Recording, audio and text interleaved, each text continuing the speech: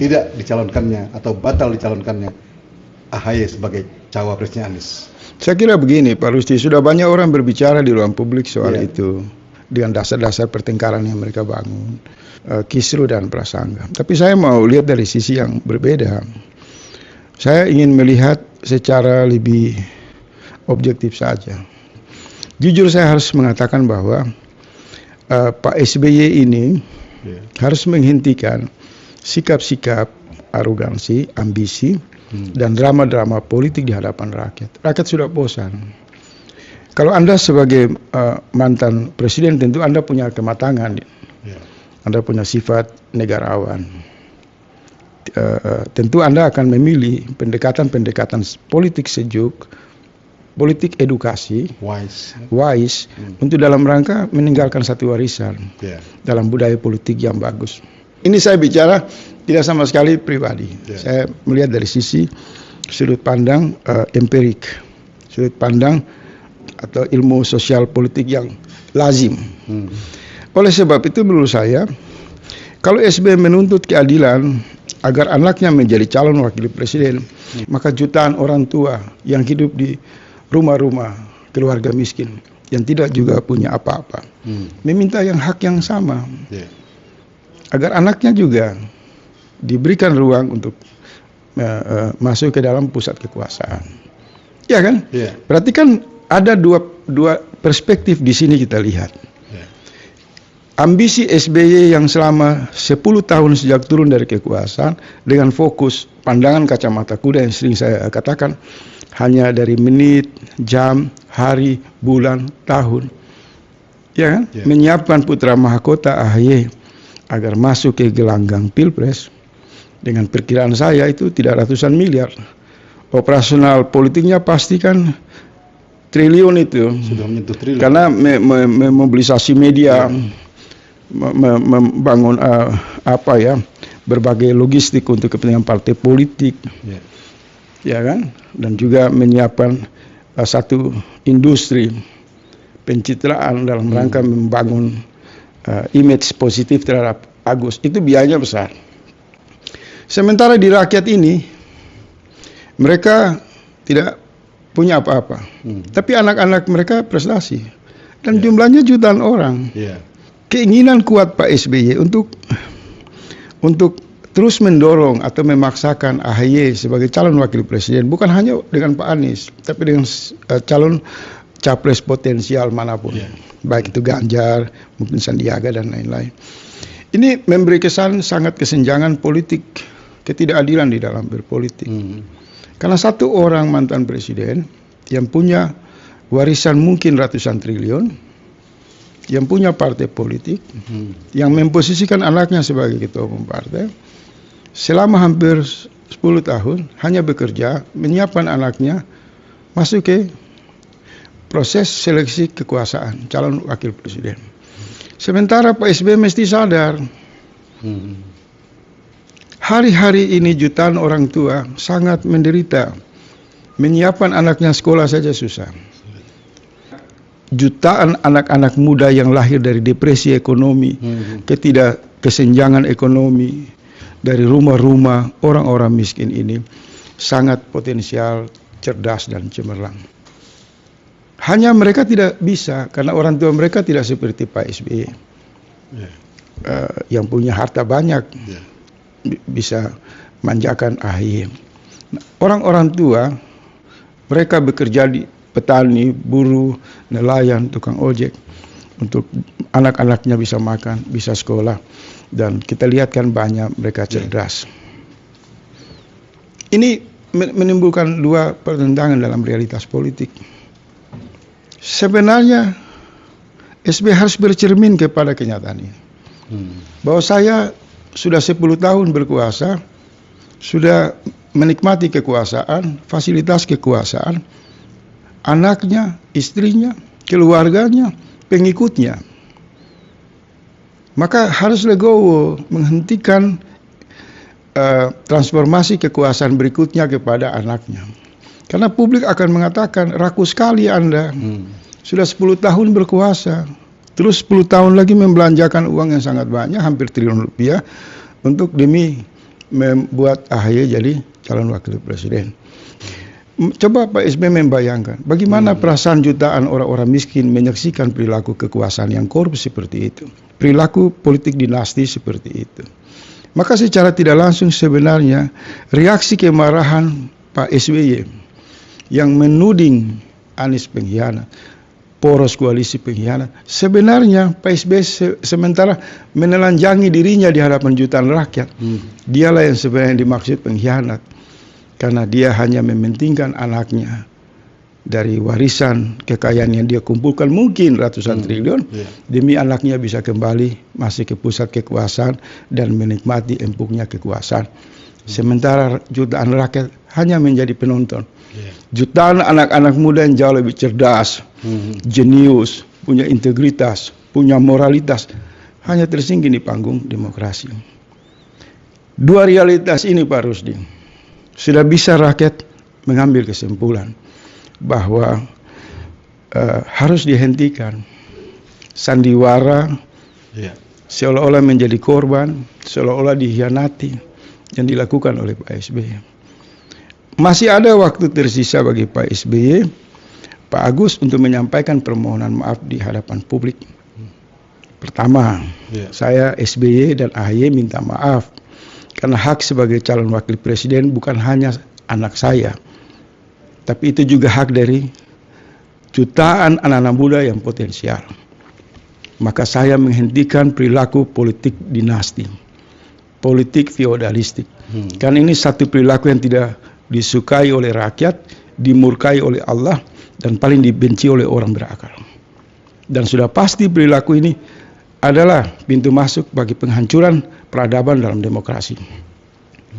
Permohonan maaf kedua juga harus ditujukan ke Pak Surya Paloh, ke Pak Anies. Saya SBY dan AHY mohon maaf terlanjur sebelum tabayun telah menuding Anies sebagai pengkhianat. Bicara di ruang publik ya. Surya Paloh pengkhianat. Bahkan tudingan itu dengan melibatkan pengikutnya dalam satu mobilisasi politik yang sangat tidak beradab. Permohonan maaf yang ketiga yang harus dilakukan oleh SBY dan AHY adalah mengatakan saya SBY mengajak anak saya Ketua Umum Partai Demokrat untuk menghibahkan Partai Demokrat kepada kader Demokrat atau kepada rakyat, sehingga partai ini tidak digunakan sebagai fasilitas untuk operasional kepentingan politik dinasti. Karena politik dinasti, politik feodalistik itu adalah musuh seluruh rakyat Indonesia. Karena itu ciri perilaku politik koruptif, munafik, hipokrit dan lain-lain. Maka harus diakhiri.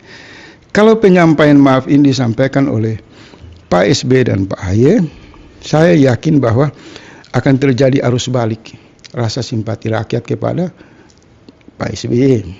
Dan orang akan tepuk tangan. Ternyata Pak SBY sangat legowo, tulus, sangat menjaga perasaan jutaan rakyat kecil, dan berhenti dengan tabiat politik baperan, politik hipokrit. Tapi kali ini tampil bicara jujur di ruang publik, menyadari bahwa tindakannya salah. Ini bagus, supaya memberi contoh kepada elit lainnya. Tetapi kalau ini tidak dilakukan, saya kasih ingat, kita ini mau menutupi semua kejahatan kita dengan aneka sandiwara. Tapi Allah itu melihat dengan sangat terang, akan terbongkar semua itu. Tidak kuat menahan laju keinginan dari kebenaran. Apalagi di tengah situasi rakyat yang sangat sungguh-sungguh menantikan perubahan, lahirnya kepemimpinan yang bagus, lalu muncul tindakan-tindakan Pak SBY yang hanya mementingkan kepentingan pribadi dan anaknya, lalu mau menghancurkan, membumi hanguskan jalan perubahan ini, maka doa orang-orang kecil itu akan berlaku dalam waktu yang cepat. Pak SBY itu akan memasuki orbit lumpur penyiksaan moral dari seluruh rakyat Indonesia. Dan saya harus beritahu bahwa saya harus perlu ingatkan Pak SBY, Anda jangan ngotot dengan memanfaatkan kebebasan demokrasi, kan Anda punya uang banyak, Anda punya partai, Anda punya anak, Anda manja, kemudian Anda memaksakan AHY untuk menjadi calon wakil presiden. Anda sadar negara ini bukan punya warisan Anda, Pak SBY. Ada jutaan hak anak-anak muda di negara ini yang lahir dari realita kemiskinan, dari kelas ekonomi yang kecil. Mereka menyaksikan pertunjukan arogansi, kesombongan yang diperlihatkan oleh Pak SBY. Artinya apa? Menunggu waktu saja. Ketika moralitas dan kesadaran itu terbangun, Partai Demokrat ini hancur berantakan. Terkait dengan korupsi atau tudingan korupsi yang dilakukan oleh Caimin pada tahun 2012, apa komentar Anda? Ya, ini saya sudah membuat satu tulisan yang beredar di grup WA, dan insya Allah nanti saya posting di Twitter ya. Memang tarik-menarik isu korupsi ini kan sering muncul saat Pilpres. Apalagi kalau kita lihat misalnya begitu Demokrat dan Pak SBY marah keluar dari perubahan, kemudian ada kan oknum-oknum di KPK yang menyemburkan opini politik dengan berkedok hukum, menyerang Pak Muhaimin Iskandar. Menurut saya KPK berhenti untuk digunakan sebagai instrumen kepentingan politik. Dan semua pihak yang menggunakan diduga berada di belakang KPK untuk menggunakan jurus-jurus jahat atas nama hukum ini harus berhenti. Karena tensi politik ini sangat tinggi sekali. Rakyat ini berada dalam posisi yang sangat sensitif. Ini bisa terjadi sesuatu yang di luar dugaan kalau tindakan-tindakan ini terus dilakukan. Apalagi kan korban sudah berjatuhan. Nasdem ketiga saat mendeklarasikan Pak Anies, kan korbannya sekjen. Begitu juga Erlangga ketika mau rapat ke Pak Anies, dia juga kan diteror, dipanggil oleh kejaksaan. Begitu juga Zulkifli Hasan kan, sangat takut untuk bergabung dengan koalisi perubahan karena diduga juga punya masalah yang masih parkir di KPK. Nah, saya di luar segala perdebatan soal ini, saya mau mengatakan ada satu hal yang menarik. Mulai mengerucut, siapa sih sebenarnya yang bermain? Karena ini menyerang calon-calon yang berpotensial untuk berdampingan dengan Pak Anies. Maka secara otomatis ada dugaan dari kelompok yang berpikir strategi, sangat tenang, meneropon dengan kemampuan investigasinya. Ada dugaan tangan-tangan Pak SBY itu juga bermain dengan membangkitkan watak lama beliau kan. Karena memang ketika meninggalkan peristiwa Anas Urbaningrum, itu kan masih membekas di hati rakyat bahwa Pak SBY ini memang masih punya jaringan-jaringan silumannya ini dugaan ya. Dan korbannya orang yang paling setia dengan Pak SBY yaitu Pak Anas Urbaningrum. SBY, Demokrat dan AHY terkait dengan bahwa Anies Baswedan berkhianat atau menjadi pengkhianat. Saya begini, saya tidak terlalu mau masuk ke wilayah yang terlalu jauh. Cuma saya menangkap beberapa tokoh juga kan selain SBY. Misal Pak Rocky Gerung itu juga melakukan serangan kepada Caimin, mengatakan bahwa Anies itu membawa tong sampah. Kemudian Rocky juga mengatakan Anies patuh kepada Surya Paloh. Dengan berbagai asumsinya, dengan berbagai serangannya. Serangan yang hanya menyesuaikan terhadap keinginan SBY. Sehingga kita lihat serangan Pak Rocky Gerung itu hanya untuk melengkapi kemarahan Pak SBY karena memang mereka punya hubungan yang kuat. Saya mau mengatakan begini, sebagai seorang filosofi yang selama ini dikagumi oleh pendukungnya, tentu dia tidak boleh mengeluarkan pernyataan-pernyataan yang seperti itu. Terlebih Pak Rocky Gerung itu mengatakan bahwa kalau sudah situasi ini ya kita bikin hancur-hancuran saja. Ini menurut saya tidak dilandasi oleh pendekatan politik berbasis filsafat. Karena filsafat yang dipahami umat Islam, filsafat yang bisa mengkonfirmasi pada Al-Quran, dan Al-Quran menggarisbawahi seluruh ilmu pengetahuan harus dibangun atas prinsip bertanggung jawab kepada diri kita, kepada kehidupan banyak orang, dan kepada alam semesta.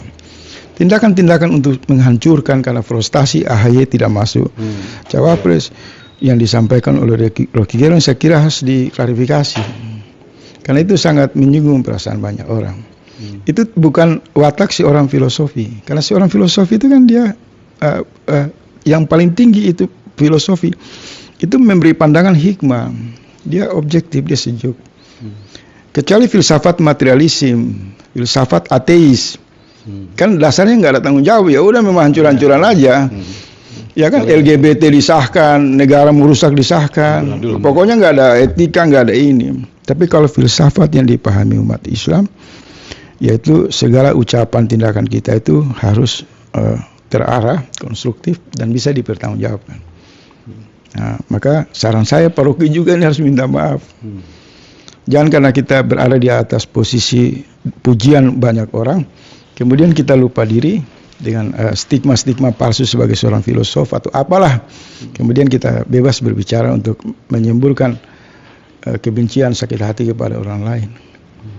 Karena membela SBY boleh, paroki punya hak membela SBY, membela AHY, tapi tentu harus dilakukan dengan cara-cara yang juga menasihati SBY dan AHY agar menghentikan praktek politik dinasti, politik hipokrit, segera mewakafkan Partai Demokrat ini kepada rakyat. Kalau benar mencintai rakyat, karena sudah punya uang banyak, infrastrukturnya, rumahnya, asetnya, maka jangan tamak dan rakus juga. Itu yang dinantikan oleh rakyat. Pasangan Capres-Cawapres Anies Baswedan untuk rakyat, apa yang harus dipetik manfaatnya? Saya begini, sebenarnya kan banyak orang bertanya apa sih manfaat Surya Paloh, Nasdem dan Pak Anies ini mengambil Caimin. Manfaatnya sangat banyak, baik dari sisi bacaan geopolitik, terus dari bacaan konsolidasi pemenangan, ya kan? Kemudian kita lihat hubungan interaksi juga dari koalisi itu sendiri. Dan lebih khusus dua partai ini kan keluar dari lingkaran kekuasaan, mengusung figur yang oposisi. Figur Pak Anies ini kan figur yang berada di poros yang sebagai simbol gerakan perubahan. Jadi kalau ada orang mengatakan Surya Paloh tunduk kepada Jokowi, Nasdem tunduk kepada Jokowi, satu logika yang sangat bodoh. Justru kedua partai ini keluar dari lingkaran kekuasaan, mendukung calon dari yang didukung oleh gerakan perubahan, oleh jutaan rakyat. Artinya apa? Mereka juga akan memiliki kalkulasi bahwa tidak selamanya membiarkan kekuasaan ini semena-mena. Dan saya ingin mengatakan Pak Surya Paloh itu yang saya pelajari, kalau dia mau mencari keuntungan, ngapain dia usung Anies? Dengan dia mengusung Anies justru dia rugi. Bisnisnya dikunci di mana-mana, sekjennya dihabisi dengan isu korupsi, dan diteror oleh berbagai alat-alat di lingkaran kekuasaan. Jadi pandangan Rocky Gerung dan SBY dan kawan-kawan bahwa Surya Paloh tidak memilih Caimin karena merujuk ke Jokowi itu satu fitnah besar. Saya ada di poros lobi-lobi strategi itu, saya tahu. Itu pembohong semua. Justru Pak Surya Paloh itu datang ke istana, dalam bacaan publik itu menangkap bahwa Pak Surya Paloh mengatakan kepada Jokowi, saya punya sekjen sudah dihabisi oleh kejaksaan. Sementara Erlangga dan lain-lain punya kasus, kalian tidak angkat. Ini saya mau ambil Caimin. Kalau masih lagi menggunakan tangan-tangan kekuasaan di jalur hukum untuk menghabisi Caimin, maka saya bersama rakyat ini akan ngamuk. Kita akan lakukan perlawanan. Nah itu kan terbaca setelah orasi di satu bulan lalu kan. Jadi orang ini semua hanya melakukan fitnah-fitnah saja. Orang tidak melihat rantai perjalanan peristiwa ini secara utuh. Kenapa? Satu, pikiran-pikiran mereka itu penuh dengan hasutan dan prasangka. Tidak didasari oleh prinsip konfirmasi. Satu basic analisa yang didasari oleh tabayun, dugaan. Oleh sebab itu berhenti. Pak Rocky boleh saja dukung Pak Prabowo kan, yang saya dengar juga dukung Prabowo beliau kan, atau mencoba untuk mencoba untuk menghibur perasaan terlukanya Pak SBY, tapi tidak etis menyerang ke Pak Anies dengan serangan-serangan yang berlebihan, karena bisa terjadi pukulan balik. Kedua, saya ingin mengatakan janganlah saya udah ketemu orang-orang ini, saya baca psikologinya ini hanya jago bicara aja. Saya udah ketemu langsung, nggak ada apa-apa ini. Ini cuma menghafal 1000-2000 kata terus kemudian bermain dengan retorika saja. Intinya semua pengabdian itu dilakukan demi kepentingan menjaga SBY dan AHY. Nah, kalau posisi Pak Rocky seperti itu saya kira tidak terlalu bagus. Harus segera kembali ke arus perubahan dan konsisten mendukung Pak Anies dan bersama masyarakat. Tapi kita kan juga nggak bisa paksa. Kalau Pak Rocky Gerung dan kawan-kawan tidak suka dengan Caimin dan mau menyeberang mendukung Pak Prabowo, ya umumkan saja. Ini kan hak politik. Biar kita saling beradu argumentasi. Karena di sana kan juga ada banyak kasus. Jangan tajam ke seseorang terus tumpul ke SBY dan AHY. Kira-kira seperti itu, Pak Rusdi. Bung Faisal Asgaf, terima kasih sudah bersama kami. Sampai ketemu lagi. Terima kasih.